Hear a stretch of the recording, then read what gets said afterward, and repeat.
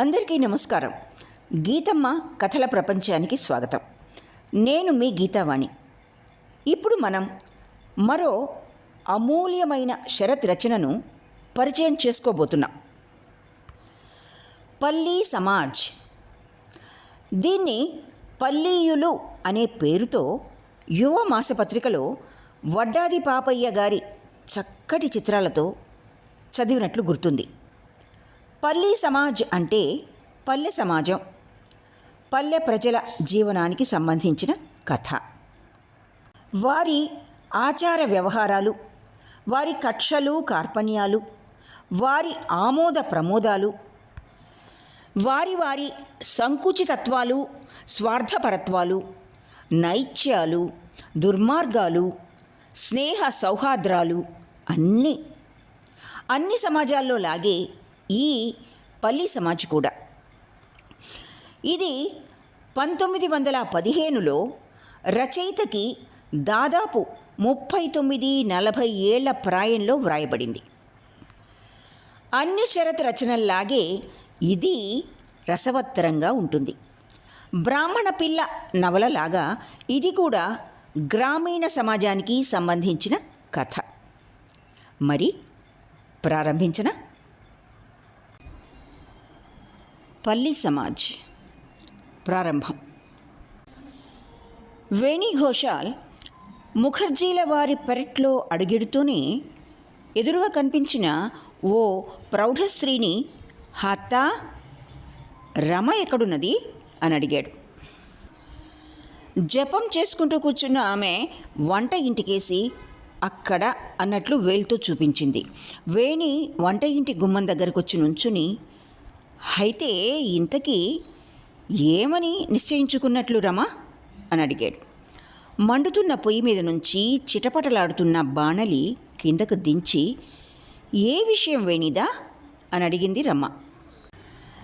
తారిణి బాబాయి శ్రాద్ధం విషయం రమా. రమేష్ నిన్ననే వచ్చాడు ఇక్కడికి. తండ్రి శ్రాద్ధం చాలా భారీగా చేయాలని చూస్తున్నట్ట. వెళ్తావా మరి నువ్వు? రమ ఆశ్చర్యంతో కళ్ళు ఇంత చేసుకుని, తారిణి ఘోషాల్ ఇంటికి వెళ్తానా నేను అంది. వేణి కొంచెం తటపటాయిస్తూ, నాకు ఆ సంగతి తెలుసు రమా. ఏమైనా నువ్వు వాళ్ళ ఇంటికి వెళ్ళవని తెలుసు నాకు. అయినా ఇంటింటికి వాడు స్వయంగా వెళ్ళి పిలిచి వస్తున్నట్ట. ఇలాంటి వంకర బుద్ధుల్లో మాత్రం వాడు తండ్రి కన్నా మించినవాడు. ఒకవేళ మరి ఇక్కడికి వస్తే సమాధానం ఏమని చెబుతావు అని అడిగాడు. రమ కొంచెం అభిమానం తెచ్చుకుని, నేనేం చెప్పను, బయట దర్వానే చెప్పి పంపుతాడు సమాధానం అంది. జపంలో కూర్చుని ఉన్న రమ పింతల్లి వివాదగ్రస్తము, అతి రుచికరము అయిన ఈ సంభాషణ చెవిని పడగానే ఆ జపం అక్కడితో వదిలేసి లేచి చక్కా వచ్చి రమ అంటున్న మాట ఇంకా పూర్తి కాకుండానే రుసరుసలాడుతూ, దర్వాన్ కూడా ఎందుకు, నాకేం చెప్పడం చేతకాదనా? అతగాడికి ఎలా చెబుతానో తెలుసా? మళ్ళీ బతికే ఉండగా ముఖర్జీల వారి గుమ్మంలోకి వచ్చి తలెత్తకుండా చెప్తాను సమాధానం. నేనేమీ మర్చిపోలేదు వేణి. తారిణి తన ఈ కొడుక్కేగా మా రమను చేసుకుందామని ప్రయత్నించింది. అప్పటికి మా యతీన్ పుట్టలేదు ఇంకా. యదు ముఖర్జీ ఆస్తి యావత్తూ ఇలా అయితే గుప్పిట్లోకి రాబట్టుకోవచ్చు కదా అని ఎత్తేశాడు. గ్రహించావా వేణి? ఎప్పుడైతే ఆ ఎత్తు సాగలేదో అప్పుడిహ ఈ భైరవాచారి గాడిచే పిచ్చి ప్రయోగాలు చేతబడి చేయించి 6 నెలలైనా తిరక్క మునిపే దీని పసుపు కుంకుమ నట్టేట్లో కలిపి దీని మొహాన నిప్పులు పోశాడు. పరువు ప్రతిష్టలు లేని వంశంలో పుట్టి యదు ముఖర్జీ అంతటి వాణ్ణి కూతుర్ని కోడల్నిగా తెచ్చుకుందామని అనుకోవటమా? అలాంటి కుత్సితపు బుద్ధి ఉన్నవాడికి చావు కూడా అలాంటిదే వచ్చిందిలే. కొడుకు చేతి మీదుగా తల కొరివి పెట్టించుకునే యోగం కూడా లేకుండా పోయింది. వీడి పరువు ప్రతిష్టలు లేని మొహం మండ అంటూ చించుకుని కుస్తీ పట్టిన వస్తాదులాగా ఎగరొప్పటం మొదలుపెట్టింది. పరువు ప్రతిష్టలు లేని అని మాటిమాటికి అంటుంటే వేణి ముఖం నల్లబడిపోయింది. ఎంచేతంటే తారిణీ ఘోషాల్ వేణికి సాక్షాత్తు పినతండ్రే. రమ ఇది గమనించి పింతల్లిని ఉద్దేశించి, ఎందుకు పిన్ని నువ్వు మాటిమాటికి వంశం సంగతి ఎత్తుతావెందుకు? వంశం అంటే ఎవరికి వాళ్ళు కోరి తెచ్చుకున్నదా ఏమన్నానా? ఏ వంశంలో పుట్టిన వాళ్ళకి వాళ్ళ వంశమే గొప్ప అన్నది మందలిస్తూ. వేణి సిగ్గుపడుతున్నట్లు మెల్లగా నవ్వి, కాదులేరమ్మా, అత్త మాట్లాడింది కూడా యథార్థమే. కులీనుల ఇంటి ఆడపడుచు నువ్వు, నిన్ను మా ఇంటికి తెచ్చుకోగలమారమ్మా? బాబాయ్ అసలు అలాంటి మాట తన నోటి వెంట రానియడం కూడా పొరపాటే అంటాను నేను. ఇహ ప్రయోగాలు చేతబడులు సంగతి అంటావా? అది నిజమే. బాబాయికి భైరవాచారికి సాధ్యం కాని పని అంటూ ఈ ప్రపంచంలోనే లేదు. ఈ భైరవుడేట ఇప్పుడు రమేషుడికి ప్రధాన సలహాదారు అన్నాడు. అది తెలిసిన మాటంటే. వేణి, ఈ కుర్ర కొంక 10-12 నుంచి ఈ ఊరి పొలిమేర తొక్కి ఎరగడు కదా, ఈనాళ్ల నుంచి ఎక్కడున్నట్టు అని అడిగింది రమ పింతల్లి. నాకు మాత్రం ఏం తెలుసత్తా, మీకు బాబాయ్ గారికి ఏమాత్రం సయోధ్యతలుండేవో మాకు అంతేగా. కానీ ఇన్నాళ్ల నుంచి వీడు బొంబాయిలోనో ఎక్కడో ఉన్నాడని చెప్పుకోగా వినటమే. డాక్టరీ పాస్ అయి వచ్చాడంటారు కొందరు, కాదు ప్లీడరీ పాస్ అయి వచ్చాడంటారు కొందరు. అసలు అదంతా ఒట్టిదే, వాడెప్పుడు తాగి నిషాలో ఉంటాడంటారు కొందరు. నిన్న ఇంటికి రాగానే చూస్తే కళ్ళు 2 ఎర్రగా మంకెన పువ్వులా ఉన్నాయిట కూడా. నిజమే? అయితే అసలు అలాంటి వాణ్ణి గుమ్మంలోకి రానియటం మంచిది కాదు. వేణి ఉత్సాహంగా తల ఊగిస్తూ, అంతే, అంత కాక మరేమిటి హా అన్నట్టు, రమ, నీకు రమేష్ గుర్తున్నాడా అని అడిగాడు. తన దురదృష్ట విషయం ప్రసంగంలోకి రావటం వల్ల రమ లోపల సిగ్గుపడింది కూడా. మెల్లిగా నవ్వి, గుర్తులేకే, అతడు నాకంటే అట్టే పెద్దవాడు కాదు. అదీగాక చిన్నప్పుడు మేమిద్దరం కలిసి చదువుకున్నాం కూడా. అతడి తల్లి చనిపోవటం అది నాకు బాగా గుర్తుంది. అత్త నేనంటే ఎంతో అపేక్షగా ఉండేది అంది. రమ పింతల్లి మరోసారి ఆడిపోస్తూ, దాని ఆపేక్ష మండిపోను, అదంతా తన పని తాను నవ్వుతూ చేయించుకోవటానికి నటన. వాళ్ళ ఉద్దేశం ఎలాగైనా నిన్ను చేజిక్కించుకోవాలనేగా అంది. వేణి మహా తెలిసిన వాడిలా ఆమె చెప్పిన దాన్ని సమర్థిస్తూ, అందులో సందేహమేముందత్తా, పిన్ని ఉద్దేశం కూడా. అతడు చెప్పదలచిన మాట పూర్తి కాకమునుపే రమ అందుకొని, జరిగిపోయిన సంగతులన్నీ ఇప్పుడెందుకు పిన్ని, అనవసరం అంది.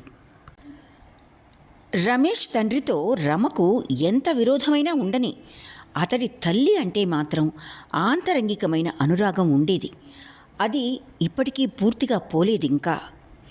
వేణి వెంటనే రమ మాటలు సమర్థిస్తూ, అది నిజమే, అది నిజమే. పిన్ని ఎలాగైనా గొప్ప ఇంటి బిడ్డ. ఆవిడ మాట వస్తే మా అమ్మ ఇప్పటికీ కంటతడి పెడుతూనే ఉంటుంది అన్నాడు. అసలు ప్రధానమైన ప్రసంగం ఇలా మారిపోవటం గమనించి వేణి ఆ సంభాషణను అక్కడితో ఆపుచేసి, అయితే ఇలా నిశ్చయించినట్లేగా రమా, ఇంకా దీనికి తిరుగులేనట్లేగా అని అడిగాడు. రమ నవ్వింది. అగ్నిశేషం, రుణశేషం, శత్రుశేషం ఉంచకూడదమ్మా అని చెప్పేవాడు మా నాన్న. తారిణీ ఘోషాల్ బ్రతికి ఉన్ననాళ్ళు మమ్మల్ని యమయాతనలు పెట్టలేదు. నాన్నను జైలుకు పంపాలని కూడా చూశాడు. నేను అవేవీ మర్చిపోలేదు వేణిదా. బొందిలో ప్రాణం ఉండగా మర్చిపోలేను కూడా. రమేషు ఆ శత్రువు కొడుకేగా. మా నాన్న నాకు తమ్ముడికి ఆస్తి సమానంగా పంచి ఇచ్చిన మాట నిజమే, కానీ ఆస్తి అంతా కాపాడే భారం మాత్రం నా మీదనే ఉంది. మేము ఎటూ వెళ్ళాం. అంతేకాకుండా మాతో సంబంధ బాంధవ్యాలు ఉన్నవారిని ఎవ్వరిని కూడా వెళ్ళనీయను అని కాసేపు ఆలోచించి, సరే కానీ వెనిదా, అసలు బ్రాహ్మణుడనేవాడు ఎవ్వడూ వాళ్ళ ఇంటికి వెళ్లకుండా చెయ్యలేవు అన్నది రమ. వేణి దగ్గరగా వచ్చి గొంతు సవరించుకుని, ఆ ప్రయత్నమే చేస్తున్నాను రమ, నువ్వు కాస్త సాయపడ్డావంటే ఇంక బెంగలేదు. రమేషుణ్ణి ఈ ఊరు నుంచి వెళ్ళగొట్టకపోతే నా పేరు వేణి ఘోషాలే కాదు. ఇహ ఆ భైరవాచారిగాడున్నాడు, ఆ తారిణీ ఘోషాలు లేడుగా. అయినా చూస్తాను ఇంకా వీణ్ణి ఎవడొచ్చి రక్షిస్తాడో అన్నాడు. రమేష్ ఘోషాల్ రక్షిస్తాడు. చూడు వేణిదా, నేను ముందుగానే చెప్తున్నా, శత్రుత్వం పెంచటంలో ఇతరు తక్కువ వాడేం కాదు అన్నది రమ. వేణి ఇంకొంచెం ముందుకొచ్చి ఒకసారి అటూ ఇటూ పరకాయించి చూసి గుమ్మం మీద చతికిలబడి కూర్చున్నాడు. కూర్చుని గొంతు మరింత తగ్గించి, వెదురును వంచాలంటే ఇదే సమయం, ముదిరిందంటే లాభం లేదనుకో. ఆస్తి పాస్తులు ఎలా సంరక్షించుకోవాలో వాడికి ఇంకా తెలియదు. ఈలోపుగానే శత్రువుని నిర్మూలించలేకపోయామంటే ఇక ముందు మన వల్ల కాదు. వీడు తారిణీ ఘోషాల్ కొడుకే గాని అన్యుడు కాదన్న సంగతి మనం అహర్నిశలు గుర్తుంచుకోవాలి. అంతేనా అన్నాడు. నాకు ఆ సంగతి తెలుసు వెనిదా. నీకు తెలియకపోవడం ఏమిటి రమా? భగవంతుడు నిన్ను అసలు మగవాణ్ణిగా సృష్టించబోయి అంతలో చటుక్కున ఆడదాన్ని చేసేశాడు. తెలివితేటల్లో ఎంత ఆరితేరిన జమీందారైనా సరే నీ దగ్గర తల వంచాల్సిందే అని మేమెప్పుడు అనుకుంటూ ఉంటాం. సరే, రేపొకసారి వస్తాను, ఇవాళ పొద్దుక్కిపోయింది అంటూ వేణి లేచి నిలబడ్డాడు. రమ ఈ పొగడ్తలతో ఉప్పొంగిపోయి లేచి నిలబడి సవినయంగా ఏదో చెప్పబోయింది. ఇంతలో ప్రాంగణంలో నుంచి, రాణి ఎక్కడున్నావు అని పిలుస్తున్న అపరిచిత గంభీర ధ్వని వినిపించింది. రమేషుడి తల్లి చిన్నప్పుడు తనను ఈ పేరుతోనే పిలుస్తూ ఉండేది. ఇన్నాళ్ల నుంచి తాను ఆ సంగతే మర్చిపోయింది. వేణికేసి తిరిగి చూసేసరికి అతడి ముఖం నల్లబడిపోయింది. మరుక్షణంలోనే దుబ్బురేగిన క్రాఫ్ట్తో చెప్పుల్లేని కాళ్ళు, తువ్వాల ఒకటి తలకు చుట్టుకుని రమేషుడు వచ్చి నిలబడ్డాడు. వేణి కనబడగానే, ఇదేమిటన్నయ్యా, ఇంకా ఇక్కడున్నావే? బావుంది, పద, నువ్వు లేకపోతే ఎవరు చేస్తారు? నేను నీ కోసం పొద్దుట్నుంచి ఊరంతా గాలిస్తున్నాను. ఏది, రాణి ఎక్కడా అంటూనే గుమ్మానికి ఎదురుగా వచ్చి నిలబడ్డాడు. తప్పించుకుపోవడానికి వీలు చిక్కక రమ తల వంచుకుని అక్కడే నిలబడిపోయింది. రమేషుడు ఒక్క క్షణం ఆమె కేసు చూసి మహావిస్మయంతో, అరే, ఎంత పెద్దదానివైపోయావు, కులాసాగా ఉన్నావా అని అడిగాడు. రమ అలాగే తల వంచుకుని నిలబడి ఉంది. చటుక్కున మాట్లాడలేకపోయింది. కానీ రమేషుడు మాత్రం మెల్లిగా నవ్వుతూ, గుర్తుపట్టలేదా ఏ, నేను నీ రమేష్ దాని అన్నాడు వెంటనే. అప్పటికీ ముఖం పైకెత్తి చూడలేకపోయింది. కానీ మెల్లగా, మీరు కులాసాగా ఉన్నారా అని అడిగింది. కులాసాగా ఉన్నాను, కానీ నన్ను మీరు అని అనటం దేనికి అని వేణికేసి తిరిగి విచారసూచకమైన నవ్వు నవ్వి, రమ ఆనాడు అన్న మాటలు నేనెన్నటికీ మర్చిపోలేనన్నయ్య. మా అమ్మ చనిపోయినప్పుడు రమ చాలా చిన్నపిల్ల. ఆ వయసులోనే నా కళ్ళనీళ్లు తుడుస్తూ, నువ్వు ఏడవకు రమేష్దా, మా అమ్మనే మనం ఇద్దరం సమానంగా చూసుకుందాం అన్నది. ఆ నీ మాటలు ఇప్పుడు నీ జ్ఞాపకం ఉన్నాయా రామా? లేవు? సరే పోనీ, మా అమ్మ జ్ఞాపకం ఉందా? ఆ మాటలు వినేసరికి రమ ముఖం సిగ్గుతో మరింత కిందికి వాలిపోయింది. అత్త తనకు బాగా జ్ఞాపకం ఉన్నదన్న సంగతి తల ఊగించి అయినా చెప్పలేకపోయింది. రమేషుడు ముఖ్యంగా రమను ఉద్దేశించి చెప్పటం మొదలుపెట్టాడు. ఇంకా ఆటే వ్యవధి కూడా లేదు, 3 రోజులే ఉన్నది. ఏమేమి చేయించాలో మీరే వచ్చి చేయించండి. కేవలం నిరాశ్రయ స్థితిలో మీ వాకిటి ముందుకొచ్చి నిలబడ్డాను. మీరు రాకపోతే నేను ఏమీ చేయలేను. రమ పినతల్లి మెల్లిగా వచ్చి రమేషుడి వెనక నిలబడింది. రమ కానీ వేణి కానీ ఒక్కరూ రమేషుడి మాటలకు జవాబు ఇవ్వలేదు. అప్పుడిహ ఆమె ఎదుటికి వచ్చి రమేషుడి ముఖం కేసి చూస్తూ, నాయనా, నువ్వు తారిణీ ఘోషాల్ కొడుకు కాదు అని అడిగింది. రమేషుడు ఈమెను ఇంతకు ముందెప్పుడు చూచి ఎరగడు. అతడు ఈ ఊరు నుంచి వెళ్ళిపోయాకనే ఈవిడ రమ తల్లికి జబ్బు చేసినప్పుడు ముఖర్జీల వారింట అడుగుపెట్టింది. మళ్ళీ ఎన్నడూ బయటికి కూడా వెళ్ళి ఎరుగదు. రమేషుడు కొంచెం ఆశ్చర్యపోతూ ఆమె ముఖం కేసి చూస్తూ ఊరుకున్నాడు. కాకపోతే ఇంత సిగ్గులేని మగవాడు ఎవడుంటాడింకా? తండ్రి ఎంతో, కొడుకు అంతే. అడగనిదే పెట్టనిదే ఇలా ఒక గృహస్థు ఇంట్లో జొరబడి అల్లరి ఆగం చేయడానికి సిగ్గెలా లేకపోయింది నీకు అన్నదావిడ. రమేషుడు మతిపోయిన వాడిలాగా కొయ్యబారిపోయి చూస్తూ ఊరుకున్నాడు. నేను వెళ్తున్నాను అంటూ వేణి తత్తరపడుతూ మెల్లగా అక్కడి నుంచి జారుకున్నాడు. రమ లోపల నుంచి, ఏమిటి వాగుతున్నావు పిన్ని? నువ్వు పోయి నీ పనేదో చూసుకోరాదు అన్నది. పినతల్లి తన అక్క కూతురి ఆంతర్యాన్ని గ్రహించాలనుకుని తన కంఠస్వరంలో మరింత విషాన్ని కలిపి, కాదు రమా, వాగడం కాదు. ఏదైనా అవసరమైన పని చేయాల్సి వచ్చినప్పుడు మీ మాదిరిగా మొహమాటం లేదు నాకు. వేణి అంత భయంతో పారిపోవలసిన అగత్యం ఏమొచ్చింది? మా నాన్న మీ బాబు దగ్గర గుమస్తా ఏం కాదు, మేము మీ ఎస్టేట్లోని ప్రజలము కాము. మీ మైల కొంపలో జొరబడి నీళ్లు తాగటానికి, పనిపాటలు చేయటానికి అని చెప్పిపోతే బాగుండేది.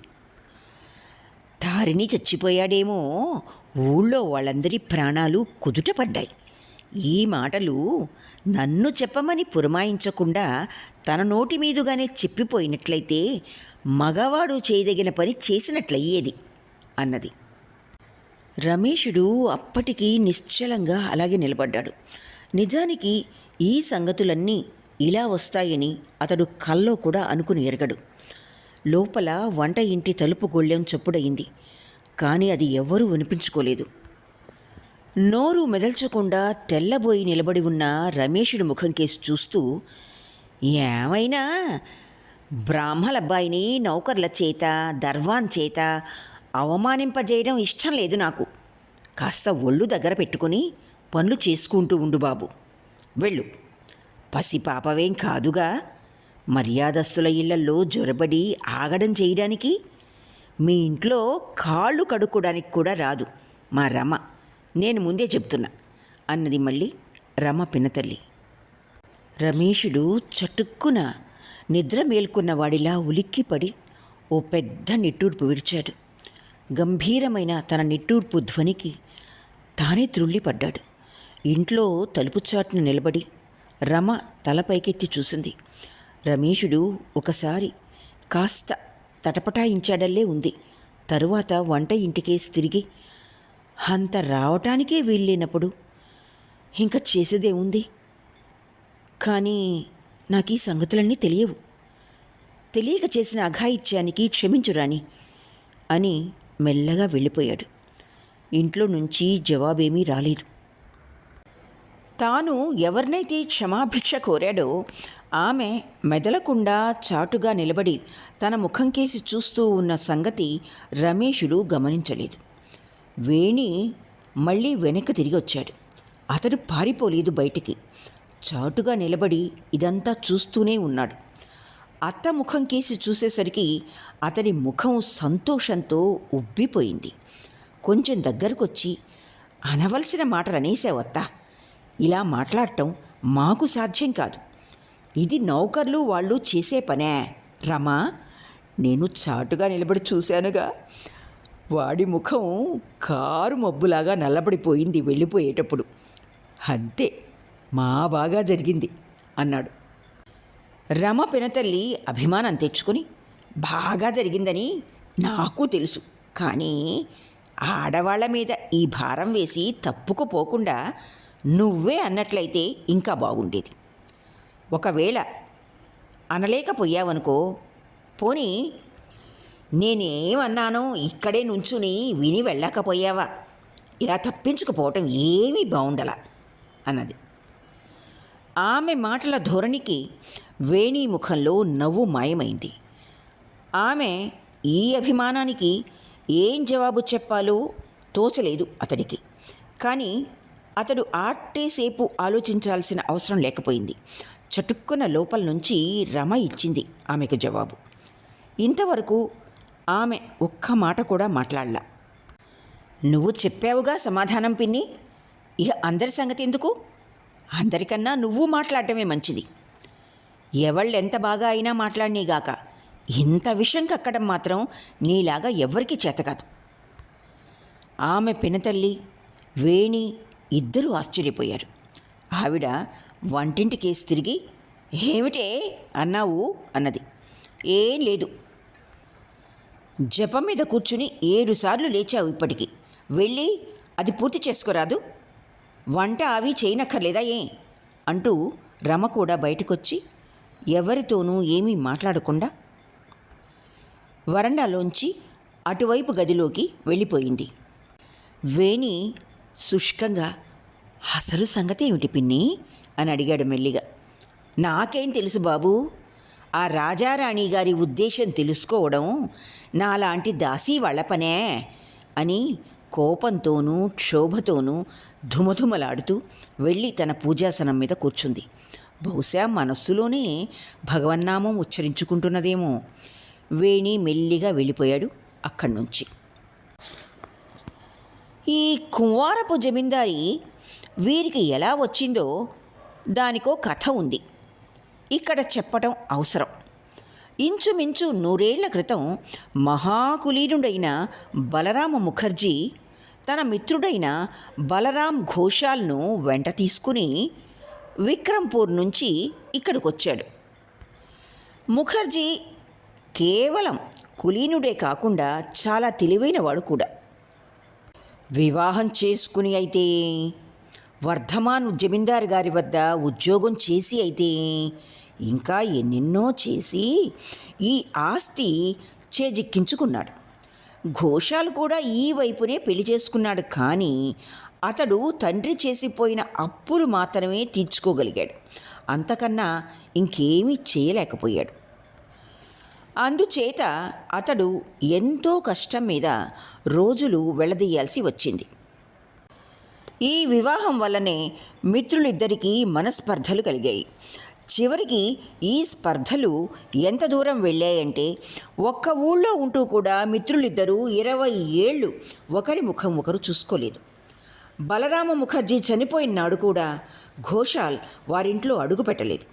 కానీ అతడు చనిపోయిన మర్నాడు ఆశ్చర్యకరమైన విషయం ఒకటి బయటపడింది. ముఖర్జీ గారి ఆస్తి యావత్తు దమ్మిడీలతో సహా 2 భాగాలు చేసి సగం తన బిడ్డలకు, మిగిలినది మిత్రుని బిడ్డలకు చెందేట్టు వీలునామా రాసిపోయాడు. అప్పటి నుంచి ఈ జమీందారీ యావత్తు ముఖర్జీ వంశీయులు, ఘోషాల్ వంశీయులు సరి సమానంగా అనుభవిస్తూ వచ్చారు. ఘోషాల్ వంశీయులు జమీందారులమని గర్వంగా చెప్పుకుంటున్నా గ్రామస్తులెవ్వరూ దాన్ని కాదనడం లేదు. మన కథ జరిగే సమయానికి ఘోషాల ఆస్తి కూడా విభాగాలైపోయింది. ఆ వంశంలో చిన్నవాడైన తారుణి ఘోషాల్ 5-6 రోజుల క్రితం ఏదో దావా పని మీద జిల్లా కోర్టుకు వెళ్ళి విచారణలో ఉన్న 5-6 కేసుల పర్యవసానము తెలుసుకోకుండానే ఏదో అజ్ఞాత న్యాయస్థానం నుండి వచ్చిన సమన్ పుచ్చుకుని ఎవ్వరికీ చెప్పకుండా చక్కా పోయాడు.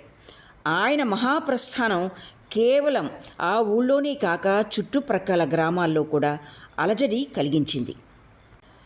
జ్యేష్ఠ సంతతికి చెందినవాడైన వేణి ఘోషాల్ పినతండ్రి చౌకి శని విరగడైపోయిందన్నట్లు చాటుగా ఒక నిట్టూర్పు విడిచి పినతండ్రి శ్రాద్ధము ఎలా భగ్నపరచటమా అని మరింత చాటుగా కట్టడి కట్టడం మొదలుపెట్టాడు. పినతండ్రి తను ఒకరినొకరు పలకరించుకొని 10 ఏళ్ళయింది. తారిణి భార్య పోయి చాలా సంవత్సరాలైంది. ఆమె పోగానే కొడుకుని మేనమామల ఇంటికి పంపి అప్పటి నుంచి ఇంట్లో ఉన్నప్పుడు దాసదాసీలతోనూ బయట వ్యాజ్యాలతోనూ కాలం గడుపుకొస్తున్నాడు తారిణి. కాలేజీలో చదువుతున్న రమేషుడు తండ్రి మృత్యువార్త విని శ్రాద్ధాది కృత్యాలు నిర్వర్తించడానికి చాలా కాలానికి మళ్ళీ నిన్న మధ్యాహ్నమే తన శూన్య గృహానికి వచ్చాడు. శ్రాద్ధపు కొంప. శ్రాద్ధానికి ఈనాటికి మధ్య ఇంకా 2 రోజులే వ్యవధానం ఉంది. గురువారం నాడు తండ్రి శ్రాద్ధం. పొరుగుళ్ళ నుంచి ఒకళ్ళిద్దరు వస్తున్నారు, కానీ ఊళ్ళో వాళ్ళు ఎవ్వరూ ఎందుకు రావటం లేదో రమేషుడికి తెలుసు. బహుశా శ్రాద్ధం పూర్తయ్యే లోపున కూడా ఎవ్వరూ రారని అనుకున్నాడు. ఒక్క భైరవాచారి అతని ఇంట్లో వాళ్ళు మాత్రం వచ్చి పనులలో సహాయపడుతున్నారు. ఊళ్ళో బ్రాహ్మణులు ఎవ్వరూ వస్తారని ఆశ లేకపోయినా ప్రయత్నాలు మాత్రం భారీగానే చేయిస్తున్నాడు. ఇవాళ చాలాసేపటి నుంచి రమేషుడు ఇంట్లో ఏదో పని తొందరలో ఉన్నాడు. ఏదో పని మీద బయటకు వచ్చి చూసేసరికి ఈ లోపున ఎవరో 2 వృద్ధులు వచ్చి హాల్లో కూర్చొని హుక్కా పీలుస్తున్నారు. ఎదుటకు వచ్చి ఏవో 2 ఉపచార వాక్యాలు చెబుదామనుకుంటుంటే ఏదో చప్పుడు విని వెనక్కు తిరిగి చూశాడు. ఒక పండు ముదుసలి 5-6 పిల్లల్ని వెంటబెట్టుకుని దగ్గుతూ వచ్చాడు ఇంట్లోకి. అతడి భుజం మీద మాసిపోయిన గావంచ, కళ్ళకు 2 అద్దాలు, అవి దారంతో వెనక్కి కట్టి ఉన్నాయి. తల మీసాలు కూడా నెరిసిపోయాయి. మీసాలు మాత్రం పొగ త్రాగడం వల్ల కాబోలు రాగి రంగులో ఉన్నాయి. ఆయన ముందుకొచ్చి ఆ భయంకరమైన కళ్ళద్దాల్లోంచి రమేషుడి ముఖం కేసి ఒక్క క్షణం చూసి మాటామంతి లేకుండానే ఏడవడం మొదలుపెట్టాడు. ఆయన ఎవరో రమేషుడు గుర్తించలేదు. ఎవరైతే ఆయన దగ్గరగా వచ్చి గద్గద కంఠంతో, లేదు నాయన, తారిని ఇలా మోసం చేసి పోతాడని కల్లో కూడా అనుకోలేదు రమేష్. చాటునా మాటునా చేరి లేనిపోని మాటలు కల్పించి చెప్పడానికి నేను చటర్జీల వంశంలో పుట్టినవాడిని కాను.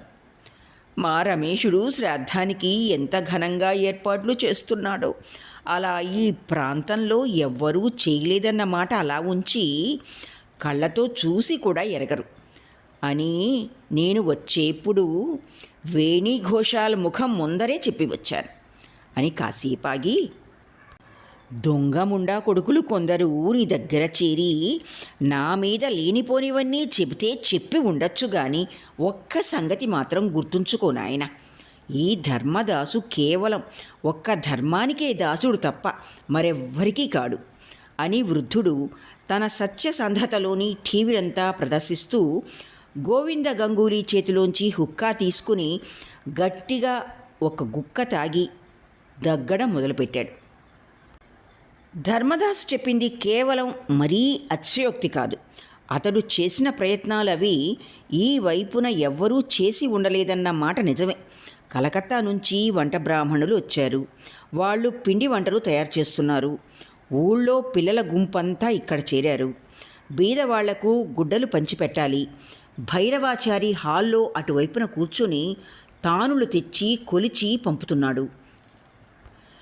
కొంతమంది అక్కడ చేరి ఈ అపవ్యయం అంతా ఎంత ఉంటుంది అని అంచనా వేస్తూ రమేషుడి తెలివి తక్కువతనాన్ని నిందించుకుంటున్నారు మనస్సులో. బీదవాళ్లకు గుడ్డలిస్తారన్న సంగతి తెలిసి ఎక్కడెక్కడి నుంచో వస్తున్నారు బీదా బిక్కి వగైరా. ఊళ్ళో వాళ్ళు పైనుంచి వచ్చిన వాళ్లతో ఇల్లు నిండిపోయింది. కీచులాడుకునే వాళ్ళు కొందరు, ఒట్టి గందరగోళం చేస్తున్న వాళ్ళు కొందరు, అంతా కోలాహలంగా ఉంది. 4 వైపులా చూసి అతడి దుబారా ఖర్చు కంటబడేసరికి ధర్మదాసుకు దగ్గు మరీ ఎక్కువైంది. సమాధానంగా రమేషుడు సంకోచిస్తూ, అది కాదు, అంటూ ఏదో చెప్పబోతున్నాడు. కానీ ధర్మదాసు అతన్ని చేత్తో వారించి దగ్గుతూ దగ్గుతూ ఏమిటో చెప్తున్నాడు. కానీ ఆ దగ్గులో కలిసిపోయి అతడు చెప్పేదేదో ఒక్క అక్షరం కూడా అర్థం కావటంలా. అందరికన్నా ముందు అక్కడికి వచ్చినవాడు గోవింద గంగూలీ. ధర్మదాసు చెప్పే మాటలు తనే ముందుగా చెప్పటానికి అవకాశం ఉండి కూడా పాడు చేసుకున్నాడు. అలా అవకాశం పాడైపోయినందుకు మనసులో మహాక్షోభపడ్డాడు. ఇకనైనా అలాంటి అవకాశాన్ని జార విడవకూడదు అనుకున్నాడు. ధర్మదాసును ఉద్దేశించి, నిన్న ప్రొద్దున వింటున్నావా, ఇక్కడికి వద్దామని బయలుదేరి కూడా రాలేకపోయాను. గోవింద బాబాయ్ ఒక్కసారి వచ్చి హుక్కా తాగిపోరాదు అని వేణి కబురంపాడు. వెళ్ళవలసిన అవసరం ఏముందిలే అనుకున్నాను మొదట్లో. తరువాత మళ్ళీ అతడి ఉద్దేశం ఏమిటో తెలుసుకునే వెళ్దాంలే అనుకున్నాను. వేణి ఏమన్నాడో తెలుసా రమేష్? బాబాయ్, మీరంతా రమేషుడికి మద్దతుగా నిలుస్తున్నారుగా, మరి ఇంతకీ అక్కడికి వచ్చి భోంచేసే వాళ్ళెవరైనా ఉన్నారా అన్నాడు. అతడు అలా అంటే నేను మాత్రం విడిచిపెట్టడం దేనికి? అతడు ఎంత గొప్పవాడైనా అయితే అవ్వచ్చు. చిట్టెడు గింజలు తెచ్చుకుందామన్న ఆశ ఎవ్వరికీ లేదు. హరే వేణి, ఇదే కదూ దారి, వచ్చే పోయే బీదసాదల్ని ఇక్కడ నిల్చుని చూడరాదు అన్నాను. రమేషుడు నిన్న మొన్నటి వాడైనా అతడిది ఎంత విశాల హృదయం. నాకింత వయస్సు చెల్లింది కదా, ఇలాంటి ప్రయత్నాలు నేనెక్కడా చూసి ఎరగను. ఇలాంటివి అసలు మనకు సాధ్యమవుతాయా చెప్పు ధర్మద? ఎవరి పనో ఇది ఆయనే పైనుండి చేయించుకుంటున్నాడు.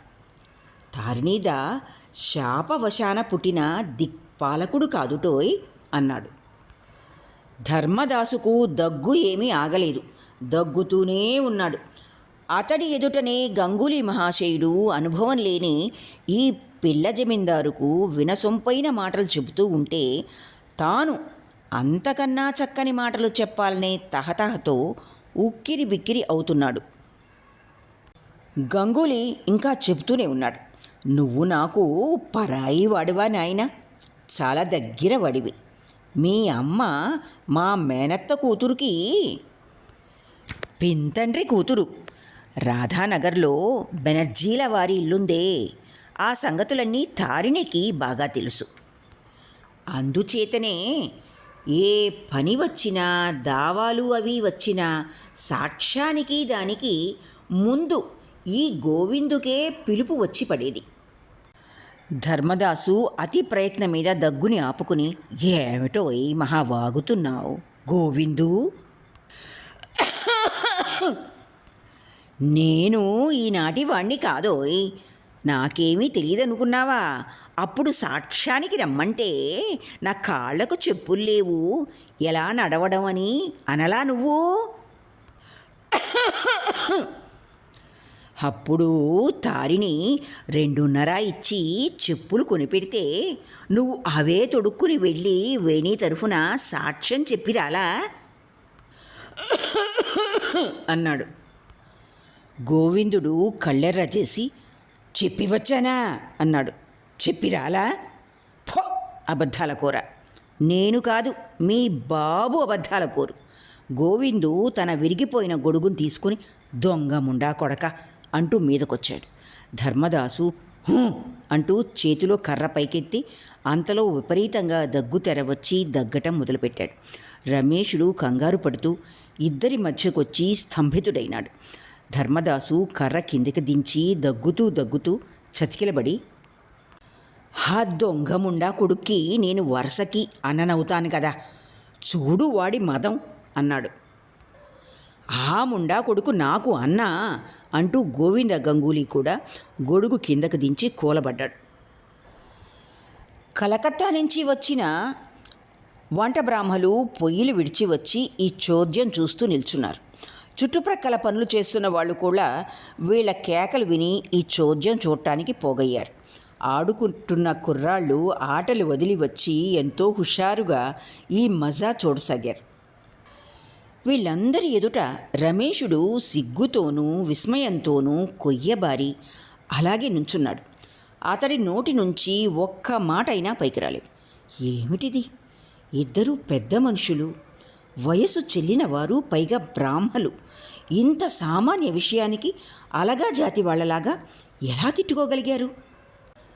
వరండాలో కూర్చుని గుడ్డలు చించుతున్న భైరవుడు ఇదంతా చూస్తూనే ఉన్నాడు, వింటూనే ఉన్నాడు కూడా.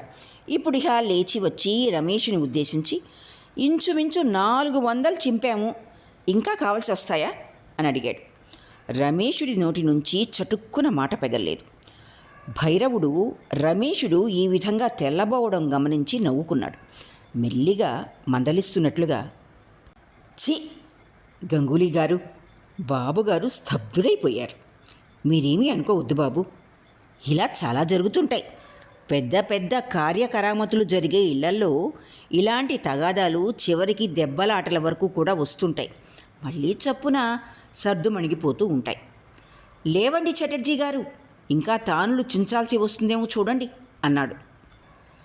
ధర్మదాసు సమాధానం చెప్పకముందే గోవింద గంగూలీ ఉత్సాహంతో తల ఊగిస్తూ లేచి, జరుగుతాయి, చాలా జరుగుతాయి, లేకపోతే పెద్ద కర్మ అని ఎందుకంటారు? 1,00,000 సంగతులు రానిదే పెళ్ళే జరగదని శాస్త్రాల్లో రాసే ఉంది.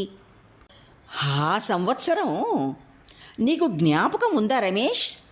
యదు ముఖర్జీ గారి అమ్మాయి రమ తుల ప్రతిష్టాపన జరిగించిన రోజున రాఘవ భట్టాచారి, హారాన్ చటర్జీ తలకాయలు పగలగొట్టుకున్నారు. కానీ నా ఉద్దేశం ఏమిటంటే, భైరవ్ భాయి, మన రమేష్ బాబు తలపెట్టిన ఈ గుడ్డల విషయం ఉందే,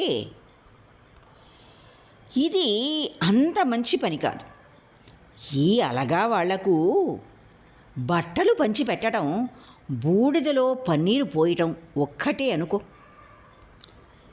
అంతకన్నా బ్రాహ్మణులకు పెద్దవాళ్లకు ఒక్కొక్క జత, చిన్నవాళ్లకు ఒక్కొక్కటి ఇస్తే పేరు వస్తుంది. ఈ పద్ధతి ప్రకారం చేయమని చెప్తున్నాను బాబు. నువ్వేమంటావు ధర్మదాసు అన్నాడు.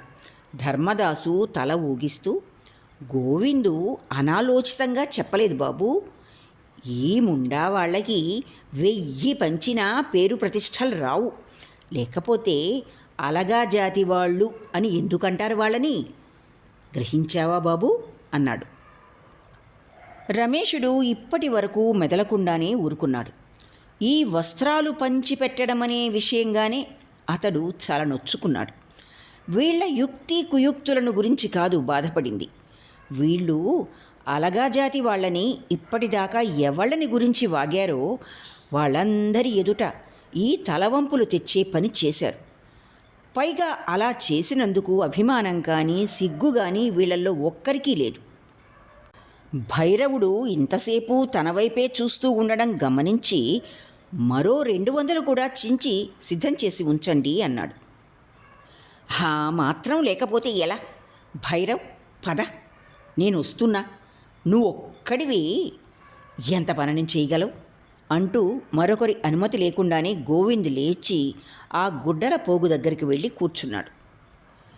రమేష్ ఇంట్లోకి వెళ్ళబోతుండగా ధర్మదాసు అతన్ని పక్కకు పిలుచుకు వెళ్ళి ఏవేవో గుసగుసలాడాడు.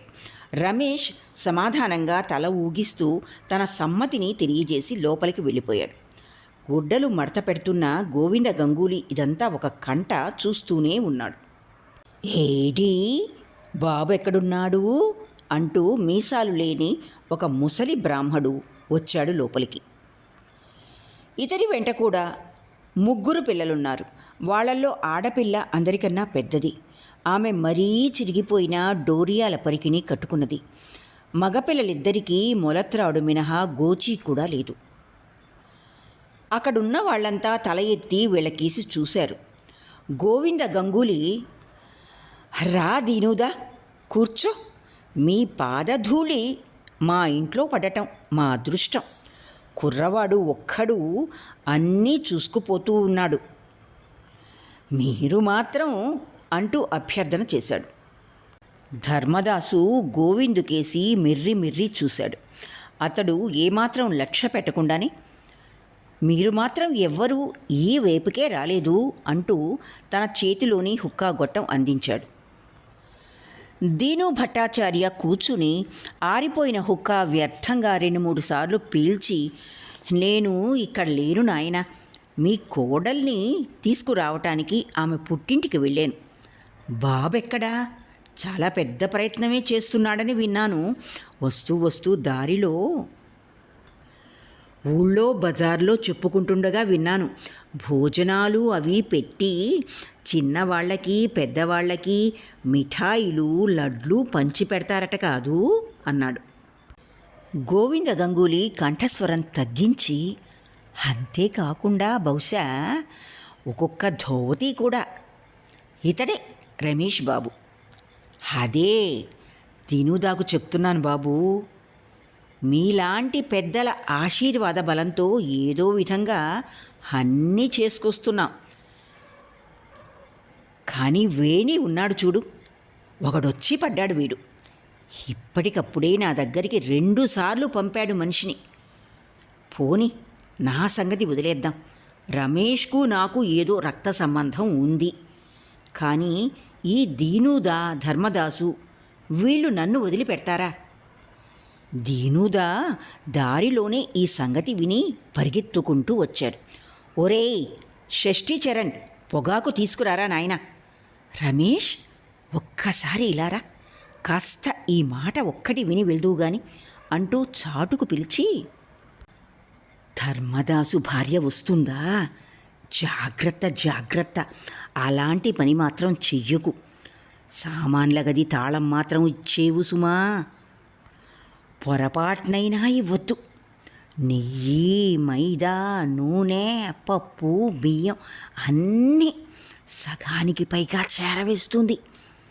నీకెందుకు ఆలోచన? నేను వెళ్ళి మీ అత్తను పంపుతాను. ఆమె వచ్చిందంటే ఆ సరుకులు సామాన్ల భారమంతా ఆమె వహిస్తుంది. నీకు సున్నపాకు తొడిమంత కూడా తేడా రాదు అని చెప్పాడు. రమేషు తల ఊగిస్తూ, చిత్తం అలాగే అని మెదలకుండా ఊరుకున్నాడు. ధర్మదాసు సామాన్ల గది భారం వహించడానికి తన భార్యను పంపుతానని అంత రహస్యంగా చెప్పిన సంగతి గోవిందు సరిగ్గా ఎలా ఊహించగలిగాడు చెప్పమా అని రమేషుకు అంతులేని ఆశ్చర్యం కలిగింది. మొండి మొలలతో ఉన్న కుర్రాళ్ళిద్దరూ వచ్చి దీనుదా భుజాల మీద ఎక్కి ఊగుతూ మిఠాయి కావాలి అని గోల చేయటం మొదలుపెట్టారు. దీను ఒకసారి రమేష్ కేసి ఒకసారి గోవింద్ కేసి చూసి, మిఠాయి ఎక్కడుందర్రా అన్నాడు. ఎక్కడుందేమిటి అదే అంటూ ఆ వంట బ్రాహ్మలు ఉన్న వైపుకి చూపించారు. మాకు కూడా తాత అంటూ ముక్కుతూ ఏడుస్తూ మరో 3-4 పిల్లలు పరిగెత్తుకుంటూ వచ్చి ముసలి ధర్మదాసు చుట్టూ మూగారు. అలాగే అలాగే అంటూ రమేషుడు హడావిడిగా, ఆచార్యులు గారు, ఈ పిల్లంతా ఇంటి దగ్గర నుంచి ఏదీ కాని వేళ వచ్చారల్లే ఉంది. చద్ది అన్నాలు కూడా తిని రాలేదల్లే ఉంది. ఏమయ్యా నీ పేరేమిటి? ఆ పళ్ళెం ఇలా తీసుకురా అంటూ ముందుకొచ్చాడు. ఆ వంట బ్రాహ్మడు మిఠాయి పళ్ళెం తీసుకురాగానే పిల్లలంతా ఎగబడ్డారు. పంచి ఇచ్చే అవకాశం ఇవ్వకుండా కంగారు పెట్టేశారు. కుర్రాళ్ళు తింటూ ఉండడం చూసేసరికి దీననాథుడి శుష్క దృష్టి ఆర్ద్రమైంది. ఇదిగో ఖేందీ, మిఠాయి తినడం అయితే తింటున్నావు కానీ రుచి ఎలా ఉందో చెప్పు చూద్దాం అన్నాడు. బాగుంది తాత అంటూ ఖేందీ నమలసాగింది. దీను చిరునవ్వు నవ్వి తల ఊగిస్తూ, హా, నీకు బాగు ఓగులు కూడా తెలుసా? తీయగా ఉంటే చాలు. హా, ఏమోయ్, ఆ కళాయి ఏ పాకంలో దింపావు? ఏమంటావు గోవిందు? ఇంకా కొంచెం పొద్దున్నదల్లే ఉందే అన్నాడు. వంట బ్రాహ్మణుడు అటూ ఇటూ చూడకుండానే, చిత్తం లేకే, ఇంకా చాలా ప్రొద్దుంది, ఇంకా సాయం సంధ్య. అయితే ఏది మా గోవిందుకి ఒకటి? మీ కలకత్తా వంట బ్రాహ్మణుల వంట ఏమిటో రుచి చూస్తాడు. నాకెందుకు, పోనీ సగం ఇలా ఇయ్యి, అంతకన్నా ఎక్కువ వద్దు. ఒరే షష్ఠీచరణ్, కాసిన నీళ్ళు ఇలా తీసుకురారా, కాళ్ళు చేతులు కడుక్కోవాలి. రమేష్ షష్ఠీచరణుని పిలిచి ఆ చేత్తోనే ఇంట్లోంచి 4 పళ్ళాలు కూడా తీసుకురారా అని పురమాయించాడు. యజమాని ఆజ్ఞ ప్రకారం 2-3 పళ్ళాలు, మంచినీళ్ళ గ్లాసులు వచ్చాయి. చూస్తూ చూస్తూ ఉండగానే ఆ పెద్ద పళ్ళెంలోని మిఠాయి అంతా మలేరియాతో చిక్కిపోయిన ముసలి బ్రాహ్మణులు 3 ఫలహారం క్రింద నిశ్శేషం చేశారు. కలకత్తా బ్రాహ్మణులు కలకత్తా బ్రాహ్మణులే, ఏమంటావు ధర్మదా అంటూ దీను నిట్టూర్పు విడిచాడు. ధర్మదాసు ఫలహారం ఇంకా పూర్తి కాల, అందుచేత అతడి అవ్యక్త కంఠస్వరం గొంతుకు అడ్డం పడిన మిఠాయి ఉండను తప్పించుకుని బయటికి రాల. అయినా ఈ విషయంలో అతడికేమీ అభిప్రాయ భేదం లేనట్లు వ్యక్తమైంది. వస్తాదు చెయ్యే అంటూ గోవిందు ఫలహారం పూర్తి చేసి చెయ్యి కడుక్కోబోతుండగా వంట బ్రాహ్మణుడొచ్చి, ఇంకా వేరే పిండి వంటలు కూడా ఉన్నాయి, వాటిని కూడా రుచి చూడండి అభ్యర్థించాడు. ఏది తీసుకురా చూద్దాం. అవి కూడా వచ్చాయి. ఇంత మిఠాయి చెల్లాక ఈ కొత్త పిండి వంటలు కూడా సద్వినియోగం కావటం రమేషు మెదలకుండా చూస్తూ నుంచున్నాడు. దీనానాథ్ ఆ ఆడపిల్లకేసి చెయ్యి చాచి, ఒసేయ్ ఖేంది, ఇవి 2 తీసుకో అమ్మా అన్నాడు. ఇంక నేను తినలేను తాతయ్య. తినగలవు, కాసిని మంచినీళ్ళు తాగి గొంతు ఖాళీ చేసుకో. మొహం మొత్తి ఉంటుంది, అంతకన్నా మరేం కాదు. అంత తినలేకపోతే చెంగునైనా కట్టుకో, రేపొద్దున్నే తిందువు గాని. అమృతం బాబు, చాలా బాగుంది. తీపి 2 రకాలైనా చేయించింది బాబూ. రమేషు మాట్లాడవలసిన అవసరం లేకపోయింది. వంట బ్రాహ్మడే ఉత్సాహంగా చెప్పుకుపోతున్నాడు. క్షీరమోహన్, రసగుల్లా. క్షీరమోహనా, ఏది? అది తీసుకురాలేదే? ఆశ్చర్యపోతున్న రమేషుడి ముఖం కేసి చూస్తూ, మునుపెన్నడో రాధానగర్లో బోసుగారింట్లో తిన్నాను. ఇప్పటికీ ఇంకా నోట్లో ఉన్నట్లే ఉంది. చెబితే నమ్ముతావో నమ్మవో గాని బాబు, క్షీరమోహన్ అంటే నాకెంతో ఇష్టం. రమేషు నవ్వుతూ తల ఊగించాడు. ఆ మాట నమ్మటం అతడికి కష్టం అనిపించలేదు. రాఖాలుడు ఏదో పని మీద బయటికి వెళ్తున్నాడు. రమేషు అతన్ని పిలిచి, లోపల ఆచార్యులు గారు ఉన్నారనుకుంటాను, వెళ్ళి అతన్ని క్షీరమోహన్ తీసుకురమ్మన్నానని చెప్పు రాఖాల్ అన్నాడు. పొద్దు కొంగుతోంది. అయినా బ్రాహ్మణులు క్షీరమోహన్ మీది ఆశతో అలాగే కూర్చున్నారు. రాఖాల్ వెనక్కి తిరిగొచ్చి, ఇంకా తలుపు తెరవరు బాబు అన్నాడు. రమేష్కు లోపల కొంచెం కోపం వచ్చింది. వెళ్ళు, నేను తీసుకురమ్మన్నానని చెప్పు. గోవింద గంగూలీ రమేషుడి ఆమోదాన్ని గమనించి కళ్ళు తిప్పుతూ, చూశావా దీనుదా, భైరవుడు సైంధవుడిలా అడ్డుపడటం? దీన్నే అంటారు తల్లి కన్నా పినతల్లికి నొప్పి ఎక్కువ అని. అందుకనే నేననేది. అతడు ఏం చెప్పబోతున్నాడో అది వినిపించుకోకుండానే ఆచార్యులు గారు ఏం చేస్తారు? అక్కడి నుంచి పెద్దమ్మగారు వచ్చి ఆ గదికి తాళం వేసిందిగా అన్నాడు రాఖాల్. ధర్మదాసు, గోవిందు ఇద్దరూ త్రుళ్ళిపడ్డారు. ఏ పెద్దమ్మ అని అడిగారు. రమేష్ ఆశ్చర్యంతో, పెద్దమ్మ వచ్చిందా అని అడిగాడు. చిత్తం, ఆవిడొచ్చారు. సామాను గదులు చిన్నదానికి పెద్దదానికి కూడా తాళాలు వేశారు. ఆశ్చర్యంతోనూ ఆనందంతోనూ రమేషు మరో మాట మాట్లాడకుండానే గబగబా అంగలేసుకుంటూ ఇంట్లోకి వెళ్ళిపోయాడు. ఇక్కడితో శరత్చంద్ర చట్టోపాధ్యాయ రచన పల్లీ సమాజ్ మొట్టమొదటి భాగం పూర్తి అయింది. ఆలకించినందుకు ధన్యవాదాలు.